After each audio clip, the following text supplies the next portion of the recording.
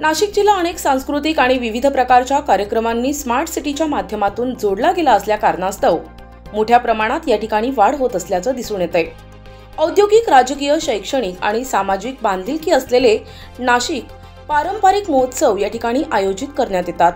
अशाच प्रकारे नाशिक, जळगाव, धुळे आणि नंदुरबार या जिल्ह्यातील नाशिक शहरात स्थायिक झालेल्या नागरिकांना एकत्रित आणणे आणि खानदेशी संस्कृती, परंपरा, उत्सव, जाणीव, पद्धती, सण उत्सव साजरा करण्याची पद्धत, त्यांची ओळख नाशिक शहर जिल्हा वासियांना होण्यासाठी हा नाशिकचा खानदेश महोत्सव काही वर्षांपासून आयोजित केला जातोय। 4 दिवस चालणाऱ्या या महोत्सवात कवी संमेलन, ज्येष्ठत्व आणि न्यू होम मिनिस्टर, नंतर इंटर स्कूल डान्स कॉम्पिटिशन, महिला भजन स्पर्धा, हास्य जत्रा या कार्यक्रमातील विनोदी वीरांच्या करमणुकी करण्याचा कार्यक्रम असे भरगच्च नियोजन यावर्षी दिनांक 22 ते 25 डिसेंबरला करण्यात आले। याची माहिती या ठिकाणी पत्रकार परिषदेत देण्यात आली। हा महोत्सवादरम्यान खानदेशात जन्मलेल्या आणि आपल्या कार्यकर्तृत्वाने विविध क्षेत्रात नावलौकिक मिळवून सामाजिक कार्यात अग्रेसर असणाऱ्या, आपल्या मातीची आणि माणसांशी नाळ जोडून ठेवलेल्या विभूतींना खानदेश रत्न पुरस्काराने सन्मानित करण्याची आगळीवेगळी परंपरा सुरू करण्यात आली। गेल्या काही वर्षांपासून अनेक मान्यवरांना या पुरस्काराने सन्मानित करण्यात येत आहे।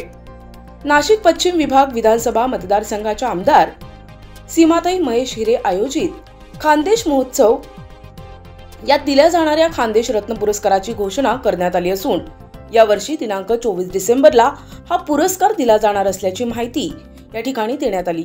तसेच 25 डिसेंबरला सुप्रसिद्ध गायक पद्मश्री कैलास खेर यांचा लाईव्ह कॉन्सर्ट होणार असल्याची माहिती या ठिकाणी आमदार सीमाताई हिरे आणि रश्मी हिरे बेंडाळे यांनी पत्रकार परिषदेत दिली। खानदेश महोत्सव येत आहे, त्यामुळे आपण सर्वांनी या कार्यक्रमाला निश्चित उपस्थित राहावं एवढं मी आपल्या सगळ्यांना आवाहन करते। आपल्या खानदेश महोत्सवाची सुरुवात 22 तारखेला सकाळी 8:30 वाजता शोभायात्रेने होणार आहे। या शोभायात्रेमध्ये अनेक पथकं असतात, रथ असतात आणि अनेक विद्यार्थी याच्यात सहभागी असतात। मग लेझिम पथक असेल, आदिवासी नृत्य असेल, त्याचबरोबर अगदी दोर लावून दगडाने प्रकार करणारे एक व्यक्ती आहेत, त्यांचं देखील इथे आपल्याला कार्यक्रम इथे ठेवलेला आहे आणि त्यामुळे खूप उत्साहपूर्ण अशी शोभायात्रा असते, जेणेकरून पूर्ण आपल्या परिसरात माहिती व्हावं की खानदेश महोत्सवाची सुरुवात झालेली आहे आणि वातावरण निर्मिती व्हावं याकरता ही शोभायात्रा होणार आहे। या शोभायात्रेतसुद्धा सकाळी सगळ्यांनी सामील व्हावं। त्याचबरोबर 10:30 वाजता खानदेश महोत्सवाचं उद्घाटन पाहत असलेले खानदेश महोत्सवाची सुरुवात 22 तारखेपासून होत आहे। 22 डिसेंबर ते 24 डिसेंबर या दरम्यान या खानदेश महोत्सवाचं आयोजन केलेलं आहे। मी सर्व नाशिककरांना विनंती करते की मी या उल्लेख करत असलेल्या सर्व कार्यक्रमांना आपण सर्वांनी उपस्थित राहावं। नाशिकमध्ये अनेक लोक आपल्या खानदेश भागातनं रहिवासी आहेत, मग ते धुळे असेल, मालेगाव असेल, जळगाव असेल, नंदुरबार असेल, कसमादे पट्टा असेल, आपल्या कामाच्या निमित्ताने आपण इथे स्थायिक असतो, परंतु खानदेशचे उत्सव, परंपरा, त्याचबरोबर तिथलं खाद्य आणि पर्यटन याला उजाळा मिळावा किंवा ही माहिती अनेकांपर्यंत पोहोचावी याकरता या खानदेश महोत्सवाचं आयोजन आपण दरवर्षी करत असतो। मी सर्व नाशिककरांचं खूप आभार मानते की आपण खूप चांगलासा प्रतिसाद दरवर्षी देतात। अगदी त्या डोममध्ये गर्दी मावत नाही, जागा मिळत नाही अशी परिस्थिती होते आणि आपण सर्वजण विविध क्षेत्रातील मान्यवरांना या उद्घाटनासाठी निमंत्रण दिलेलं आहे। या सर्वांच्या हस्ते या खानदेश महोत्सवाचं एक वेगळं आकर्षण म्हणजे जातं फिरवून आपण याचं उद्घाटन करत असतो, ते उद्घाटन होणार आहे। आणि त्यानंतर अहिराणी साहित्य संमेलन म्हणजे अगदी बाहेर गावून अनेक साहित्यिक या कार्यक्रमाला येत असतात,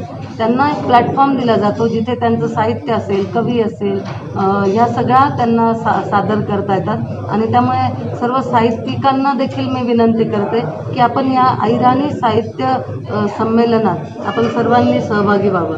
23 तारखेला सकाळी 10 वाजता आपल्या नाशिकमधील विविध शाळा आहेत, त्या शाळांमधले खूप सुंदर असे नृत्य करणारे विद्यार्थी असतात, यांचा सहभाग असतो।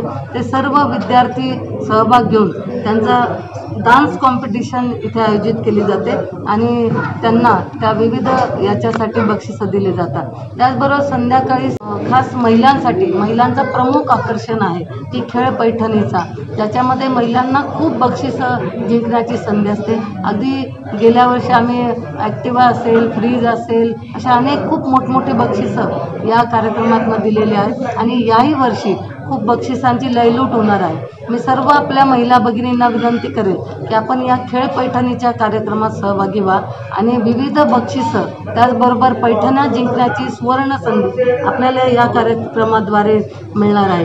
त्याचबरोबर 24 तारखेला सकाळी महिलांची सांस्कृतिक स्पर्धा आहे, म्हणजे ज्या महिला मंडळ नाशिकमध्ये आहेत त्यांना त्या महिलांनी एकत्र येऊन काही मंगळागौरीचे खेळ असतील किंवा सांस्कृतिक कार्यक्रम असतील ते तिथे सादर करण्यासाठी त्यांना संधी आहे आणि त्यांनी 24 तारखेला 10 वाजता सकाळी या महिला मंडळांनी भाग घेऊन तिथे देखील बक्षिसांची रक्कम प्रथम, द्वितीय आणि तृतीय येणाऱ्यांना दिलेली आहे। त्यावेळेस आपण भजन स्पर्धा न ठेवता महिलांकरता सांस्कृतिक कार्यक्रमाचं आयोजन केलं आहे, जेणेकरून बाई पण भारी हा आपण अनेक महिलांनी बघितलेला सिनेमा आहे आणि तो हिट झाल्यानंतर खूप महिलांची मागणी होती की सांस्कृतिक कार्यक्रमाचं आयोजन करावं, म्हणून आपण त्या दिवशी या कार्यक्रमाचं आयोजन केलेलं आहे। संध्याकाळी फुल टू धमाल हे खूप मोठ्या प्रमाणात या कार्यक्रमाला गर्दी होत असते। हास्य जत्रा जे प्रत्येकजण आपण टी व्हीवर बघतो की हास्य जत्राची खूप मोठी टीम आहे आणि आपल्याला सतत हे मनोरंजन करत असतात। त्यातल्या हास्य जत्रा फेममध्ये श्याम राजपूत असतील, विनीता खरात असेल, रहित माने असतील, गौरव मोरे असतील, प्रभाकर मोरे असतील, शिवाली परब असतील आणि यांचा तिथे हास्य जत्राचा कार्यक्रम संपन्न होणार आहे।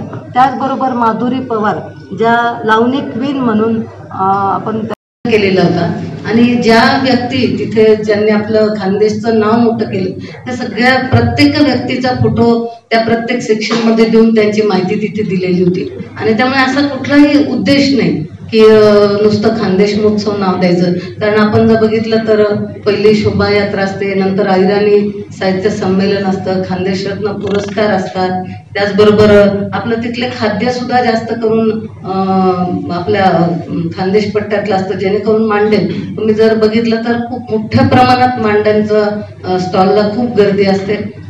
खानदेशी प्रकार खाण्याचे ते तिथे असतात, म्हणजे खानदेश महोत्सव नुसतं नाव देऊन आपण दुसरं काय करतो असं काही नाही, परंतु मला वाटतं हे काहीतरी उगीचच त्रास द्यायचं काहीतरी उद्योग। उद्घाटनाला म्हटलं विशेष काही पाहुणे आपले कोणी आहेत? उद्घाटन किंवा पूर्ण कार्यक्रम आपण पालकमंत्र्यांना निमंत्रण दिलेलं आहे, परंतु आता अधिवेशन 20 तारखेला संपतं आहे। जशी तारीख उपलब्ध होईल आपल्यापर्यंत सगळ्यांना सूचना देण्यात येईल, ती माहिती कळवतो। रॅली किती वाजता टाइम टेबल दिलेलं आहे, तिथे मग उद्घाटन संपन्न। स्वतः कल्याणचे सगळे इकडे आले मुंबईचे, त्यांनी पण हा महोत्सव बघून त्यांच्या इथे आयोजित केला, त्यामुळे आपला प्रचार प्रसार जेवढा जास्त होईल तेवढा इतर ठिकाणी ते वाढेल असं मला वाटतं।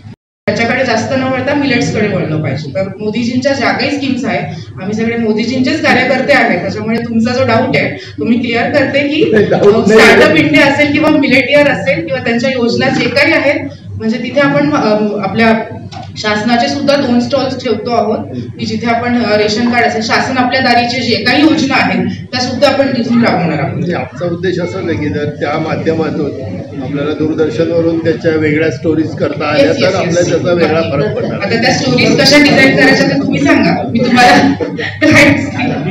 कौतुक करत असतील तर निश्चितच त्यात काहीतरी तथ्य आहे म्हणून येतात, त्यामुळे एखाद्या व्यक्तीने केलं तर ते काही आम्ही हे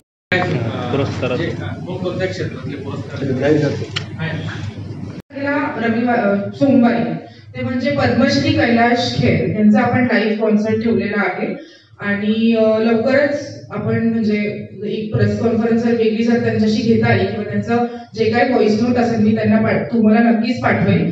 आज ते आपल्याशी लाईव्ह बोलणार होते, परंतु आज ते वाराणसीत आहे. आज त्यांचा वाराणसीला शो आहे गंगा घाटेवर. त्यांचे जे बचत गट आहेत त्यांना पण अगदी आपण कमी दरामध्ये स्टॉल देतो, जेणेकरून त्यांना खूप चांगला म्हणजे एक्सपिरियन्स मिळतो या खानदेश महोत्सवामध्ये. त्यांना एक प्लॅटफॉर्म मिळतो आणि वर्षभर त्यांना एक क्लायंट मिळत राहतात.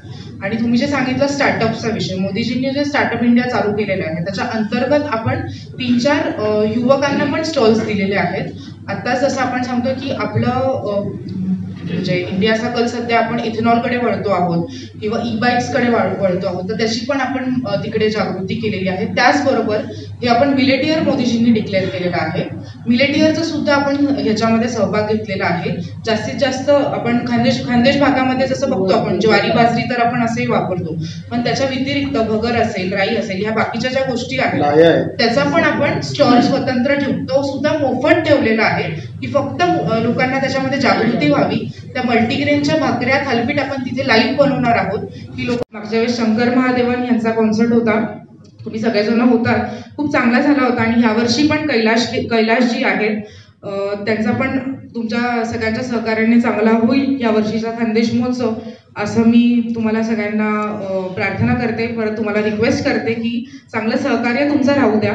आणि मी सीमाताईंना विनंती करते की त्यांनी पुढचं सगळं सांगायचं. आपण बघतो की व्यापार असेल, मोनोपॉली असेल, हे गेम जसे आपण खेळतो तसा हा बोर्ड गेम डिझाईन केलेला आहे. आणि खेळता खेळता मुलांना ते सांगतात की अशा इकडे बाजीप्रभूंनी खिंड लढवली आहे, मग एक जण लगेच बाजीप्रभू होतो त्याच्यामध्ये.